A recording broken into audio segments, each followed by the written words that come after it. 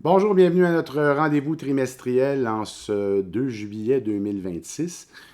Tout comme à tous les trimestres, nous vous présentons une revue trimestrielle concernant les chiffres et aussi les grands moments du dernier trimestre. Écoutez, c'est pas tellement compliqué. Le premier trimestre a été épouvantable, on va se le dire, là. On avait qualifié d'ordinaire, mais c'était un trimestre qui avait été difficile pour les investisseurs. Et là, vous allez pouvoir voir qu'au cours du deuxième trimestre, on a rattrapé ce qu'on avait perdu au premier trimestre et que là, on est dans une année positive. Donc, je ne vous donnerai pas des chiffres pour le deuxième trimestre, mais je vais vous donner des chiffres tantôt concernant depuis le début d'année, donc entre le 1er janvier 2026 et le 30 juin 2026. Ceci dit, bon, on sait qu'il y a toujours des conflits géopolitiques, c'est un peu tendu.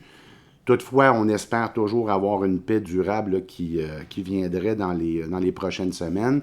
Et il y a aussi le fait que les entreprises ont connu quand même des bons résultats au cours du dernier trimestre. Donc, ça l'a amené à avoir des marchés positifs. Comme je vous disais un peu plus tôt, depuis le début de l'année, qu'est-ce que les marchés financiers ont de l'air? Vous allez constater qu'en Amérique du Nord, c'est beaucoup supérieur à ce qui a pu se passer du côté de l'Europe. Et vous allez le constater par les chiffres. Il reste qu'on a juste 6 mois dans l'année de fait, là.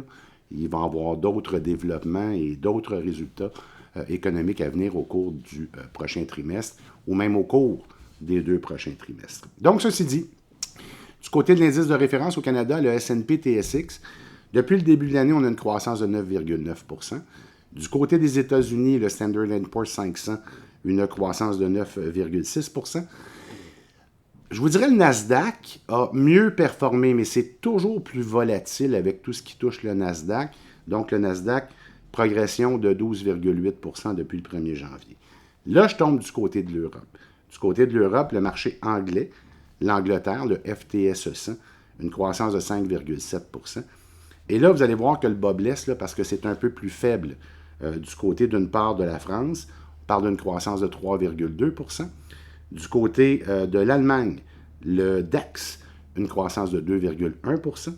Au point de vue du marché boursier chinois, donc le SSE Shanghai, une croissance de 3,2 %. Donc vous voyez, là, il y a vraiment une disparité entre les marchés nord-américains et un peu le reste de la planète.